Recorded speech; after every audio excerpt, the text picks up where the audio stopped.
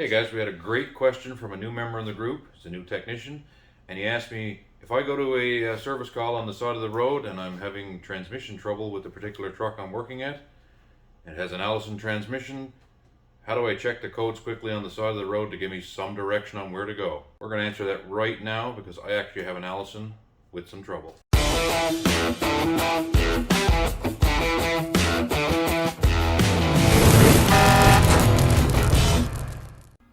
Okay, so we're looking at our Allison controller. All I've done is turn the ignition on. We're resorted to the N position for neutral. To check the codes, we're going to scroll through the menus, and to do that, we push the up and down button at exactly the same time. So we're going to keep scrolling until we see D. Now, there's our D. D1 stands for the first code, deficiency 1. And then it'll start giving you a code. So D1, 2, 5, 1, 1 is our code. If there was a second code, it would say D2, D3, and D4 and onwards.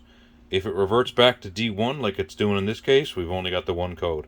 So D1 and then the code 2, 5, 1, 1. And this is the code you would look up in your book, and it would tell you what fault is setting this code.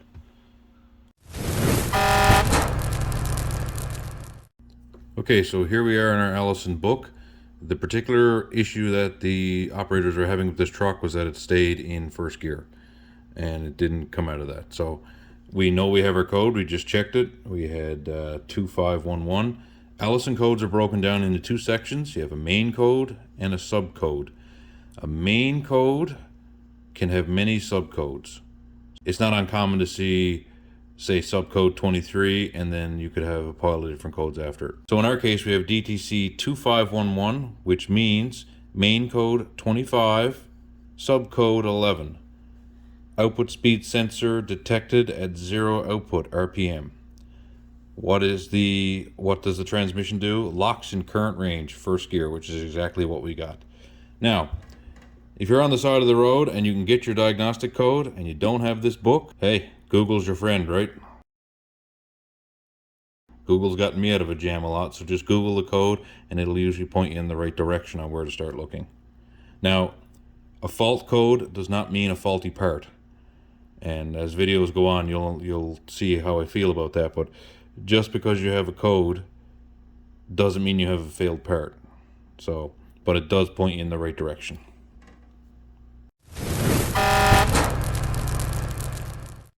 Okay, here we are back in the truck. We've made our repair.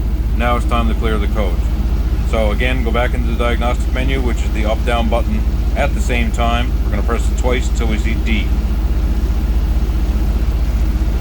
It should start displaying our code. Now, we're going to hold the mode button for 10 seconds. During that time, you're going to see the mode light light up, flash, turn off. It'll light up, flash, turn off, return back to neutral. At which point, we should go back into the diagnostic menu, and our codes are now gone. A dash coming across means no code, so D1 and a dash means you have no codes. So basically, again, to clear them, diagnostic menu, which is twice here, hold mode for 10 seconds, and in that time you're going to see the red light cycle, then go back, it'll go back to the neutral, and then you just go back and make sure your codes are cleared. Okay guys, just to recap what we just showed in the truck. So you've been called to a roadside assistance or whatever, and you want to just check the codes very quickly in the Allison controller. Basically, here's your up and down buttons that we showed you in the truck. You're going to push those together, and you're going to do them twice until you start seeing a D come up in the dash. So D, deficiency, defect, it's just giving you a number in the query where the code is. So your code will come up. This is an example I have here, D4 2511. Well, the code is broken down into a couple of sections. So the D1 that you see, or in this case D4, but the number that follows the D is just the number in the query that it's at. So D1 would mean this is code 1. The second two digits are the main code, and the following 2 digits after that are the subcode. So the way Allison does their codes is there's a main code and a subcode, and you might have one main code, sorry, might have 10 subcodes. So just an example, when you hit this twice, up and down, twice to get in diagnostics, you might see a readout like this: D1, then a 4-digit code, D2, 4-digit code, D3. This is the way they're listed. So right now we're showing 3 codes, and then when that's done, like if there's only 3 codes in this transmission, it'll loop back around to D1 and start again. So in our example, D4 2511, this means this transmission has at least 4 codes in it, because this is position 4. Main code is 25, subcode is 11. So you can consult your Allison manual to find that code, or hey, Google, like I said before, Google's got me out of a jam more than once. Just Google the code and it'll point you in the right direction. Just remember that a fault code does not always necessarily mean a failed component. It just puts you in the right direction of where to start looking. To clear the codes, you have a mode button here. So again, you're going to want to see your controller in N. To start off, to go into diagnostic mode, arrow up, arrow down. So we're going to push these 2 together twice until we start seeing our code again. And then you're going to want to hit mode and hold it. If you hold it for 3 seconds, it clears all the active codes.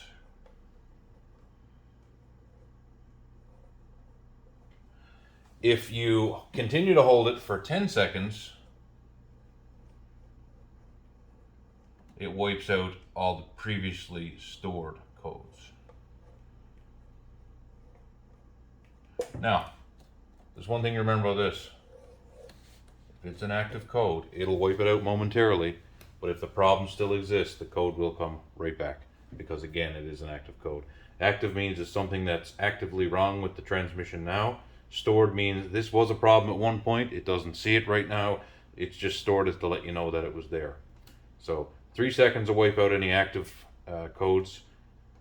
10 seconds holding the button will wipe out the stored codes. But just remember, if the problem is not solved, these guys are coming back. Hey guys, I just want to say thank you very much for tuning into this video. If you like the content that you see, please like, subscribe, and ring the bell, as the YouTubers say. In order to keep doing what I do, I need support from viewers like you. So your second to like and subscribe to the channel means a lot to me.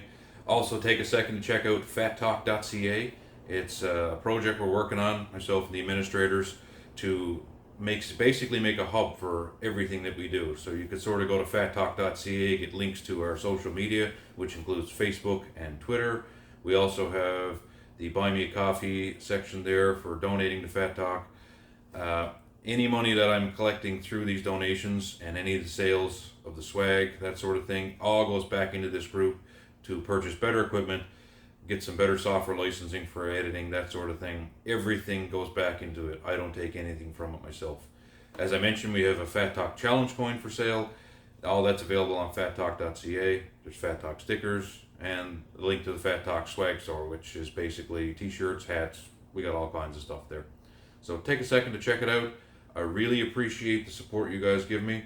I will be having a little fundraiser event coming up very soon, because the fat computer that I use to edit all this stuff is pretty much on its last leg, and I don't really have the funds available right now to purchase a computer that will do what I need it to do.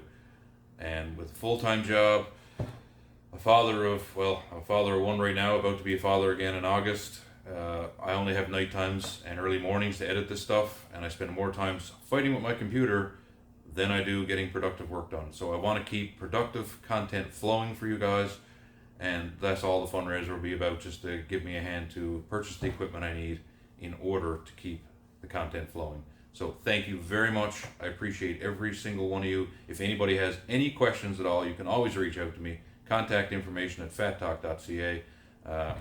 Any questions at all, shoot me an email, shoot me a message. I'll get back to you as soon as I can. Thank you again for your support. Have a great day.